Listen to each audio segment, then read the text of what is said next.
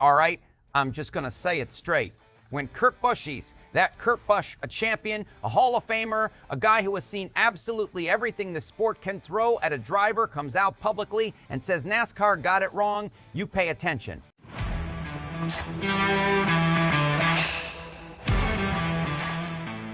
And when the driver he's talking about is his own brother, Kyle Busch, oh, now we've got a story. Because this isn't just another penalty debate. This isn't just another, well, racing deal conversation. No, this is one of those moments that makes you stop and ask, is NASCAR actually being consistent anymore? Are penalties being handed out based on what happens on the racetrack or based on what gets said over the radio? Stick with me, because what Kurt Busch just said might be one of the most honest and honestly one of the most explosive things we've heard all season. And hey, real quick, if you are a true NASCAR fan like me, go ahead and drop a like and subscribe to the channel. NASCAR Nation News is just getting started. We are pushing for our next subscriber milestone, and it's all about real talk from fans who live this sport every week. All right, let's get into it. So here's the thing. This whole controversy started with Ryan Preece and Ty Gibbs at Texas. You guys remember it. Tempers were already boiling. Those two had been racing each other hard, maybe a little too hard, and eventually Preece gets into Gibbs. Gibbs spins, crashes, and immediately the conversation becomes, was that intentional?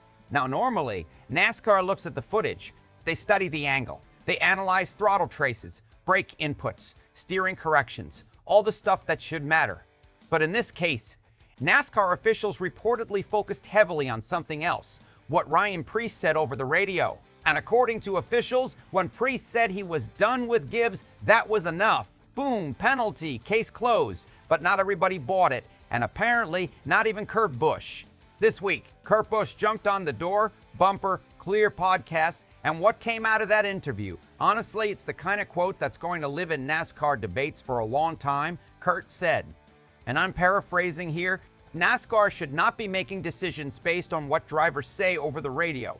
He basically said, use your eyes, use the eyeball test, look at what happened on track, and honestly, I think a lot of fans are nodding their heads right now, because Kurt's point is simple. If two incidents look the same, then they should be judged the same. Pretty fair, right? But then Kurt took it one step further, and this is where it got wild, because he looked directly at another incident, one involving his own brother, Kyle Busch, and Kurt flat out said, what my brother did to John Hunter Nemechek was the same exact thing. Let that sink in. Not a rival, not a media analyst, not a fan on social media. Kurt Busch calling out his own brother and saying Kyle should have been penalized too. That's huge. Now let's talk about why this matters, because this goes way beyond one penalty. This goes straight to NASCAR's credibility. Because if Ryan Preece gets put in the doghouse, but Kyle Busch doesn't, fans start asking questions, teams start asking questions, drivers start asking questions, and suddenly the garage isn't talking about racing anymore.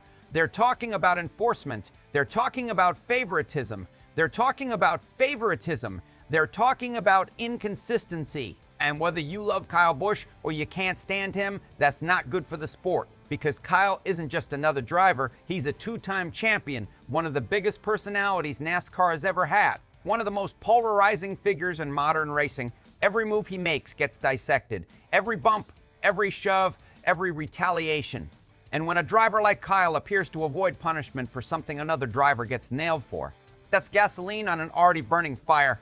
But honestly, the most fascinating part of all this, it's Kurt's argument about radio communication. And I've got to say, he may have nailed it.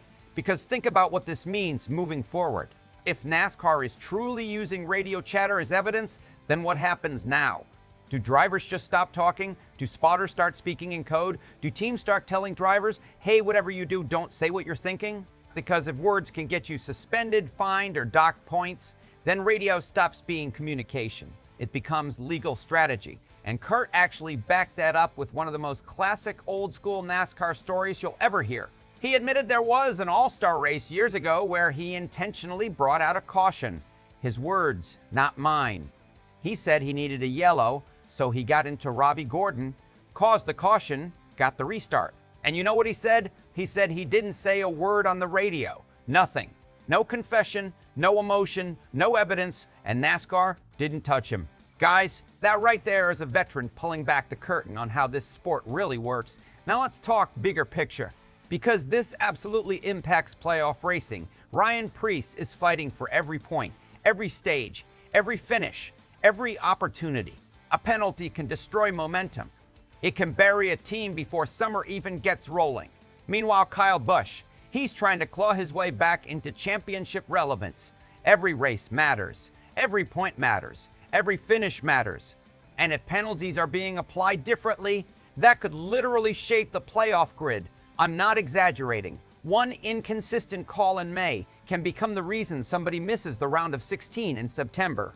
That's how tight the sport is now. So when Kurt Busch says, they both should have been in the same doghouse, that's not just a hot take. That's a warning. So now I'm throwing it to you, and I want honest answers in the comments.